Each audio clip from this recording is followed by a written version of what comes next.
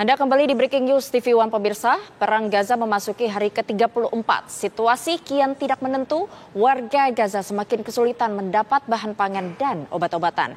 Israel juga kembali menyerang rumah sakit dan masjid. Lalu bagaimana untuk kondisi terkini di sana? Sudah ada relawan kemanusiaan INH Muhammad Hussein. Selamat malam waktu Indonesia, Mas Hussein. Hingga saat ini bagaimana kondisi terkini di sana, Mas Hussein? Ya, baik Yohana, sampai malam hari ini serangan-serangan Israel ke Gaza ini tidak juga berhenti, bahkan semakin intens dan targetnya pun semakin brutal. Ya, yang terbaru adalah beberapa jam yang lalu warga Gaza yang sedang mengevakuasi diri dari utara menuju selatan itu dibombardir ketika mereka sedang berada di Jalan Raya Salahuddin.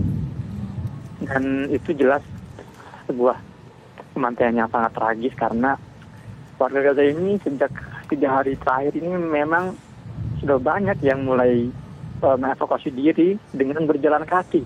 Jadi anak-anak, wanita, manula, lansia, itu semua berjalan dari wilayah utara ke selatan, menempuh jarak puluhan kilometer untuk mencari tempat yang lebih aman. Sekali lagi berjalan kaki karena tidak ada kendaraan yang bisa mereka gunakan karena solar bensinnya sudah terputus sama sekali, sudah tidak ada. Dan bayangkan bagaimana lelahnya mereka, kelaparan juga karena tidak ada logistik, kehausan juga karena tidak ada air. Dan di tengah jalan mereka dibombardir, diserang oleh serangan udara di tempur Israel. Dan serangan udara juga semakin brutal karena targetnya sekarang tidak lagi sekedar sekitar rumah sakit, tapi sudah mentarget sakit. Tadi rumah sakit Ashifa itu klinik luarnya, tapi yang di dalam area rumah sakit itu dibom. Ya, kurang dari 20 korban jiwa dan mayoritas itu anak-anak dan wanita yang sedang mengungsi ke rumah sakit Ashifa. Jadi semakin brutal, semakin intens dan korbannya pun semakin banyak seperti itu. Baik, Mas Hussein, tadi disebutkan bahwa memang banyak warga dari Gaza Utara berbondong-bondong ke Gaza bagian selatan meskipun disayangkan juga ternyata di tengah perjalanan pun mereka pun masih terkena serangan dari Israel. Lalu lantas apakah kini juga semakin banyak warga dari Gaza Utara yang kini telah berpindah ke Gaza Selatan dan hingga saat ini setelah kepindahan apakah di Gaza Selatan ini bisa dikatakan memang lebih aman?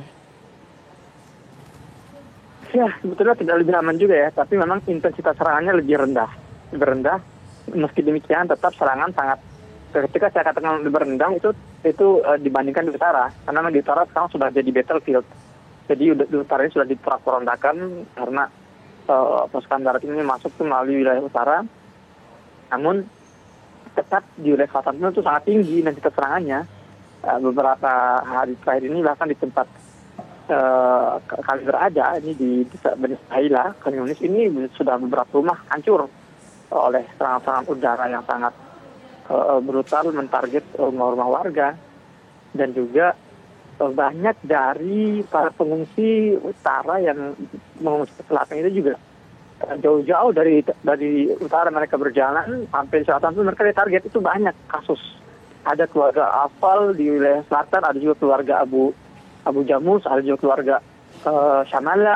Itu semua itu keluarga yang banyak menampung pengungsi dari utara, tapi pengungsi tersebut ternyata tidak selamat dari target serangan meskipun mereka sudah berada di wilayah selatan. Seperti itu. Baik, Mas Hussein, memang berapa lama jarak yang ditempuh, sejauh apa sebetulnya dari sekitar wilayah Gaza Utara menuju ke Gaza Selatan ini?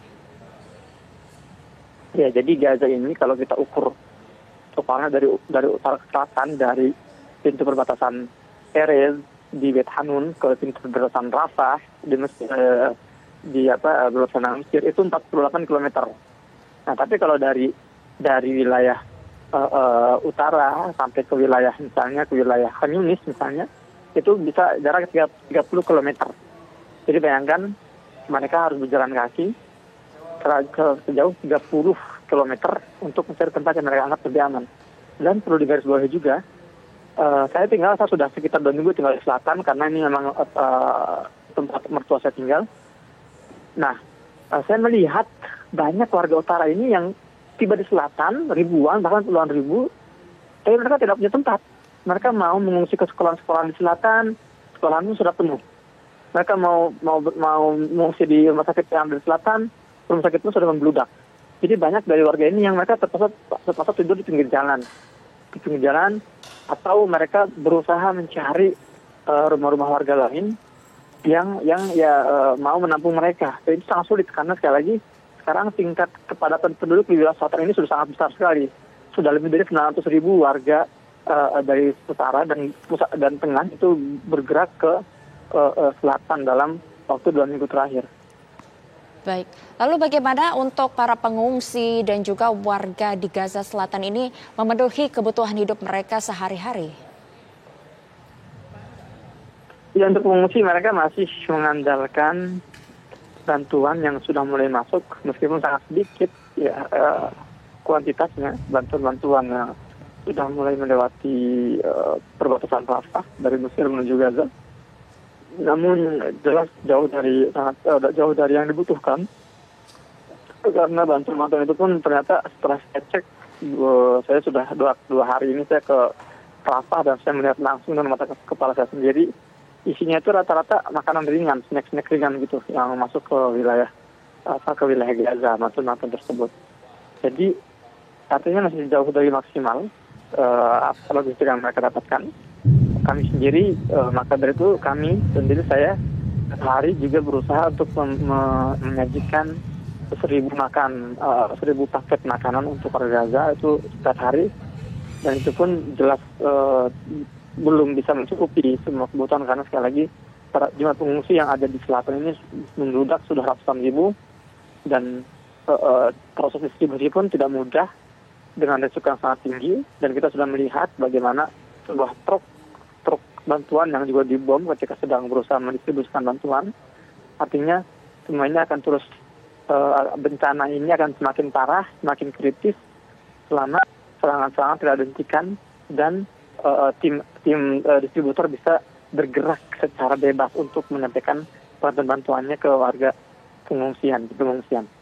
Ya, memang untuk sejauh ini untuk bantuan sudah bisa didapatkankah untuk warga di Gaza Selatan dan juga pengungsi-pengungsi lainnya, mengingat dari Indonesia sendiri juga sudah mengirimkan banyak sekali bantuan untuk warga Palestina, meskipun kita ketahui tentu jumlahnya ini belum bisa mencukupi seluruh warga di sana yang membutuhkan.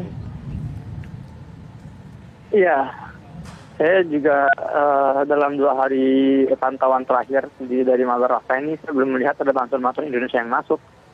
Ya, karena kalau ada bantuan dari kalau ada bantuan asing yang masuk itu biasanya disertai dengan bendera-bendera di sisi kontainer-kontainernya. Tapi saya lihat 2 hari ini belum ada bantuan Indonesia yang masuk. Adapun bantuan yang masuk sejauh ini itu masih bantuan yang berasal dari Mesir.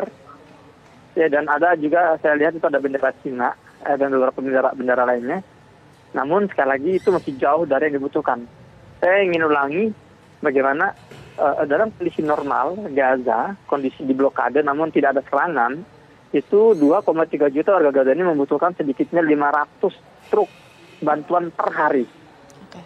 Nah, sekarang kondisinya dalam perang, dalam agresi, artinya 500 itu nggak cukup per hari itu. Harusnya itu 700 sampai 1.000 truk per hari.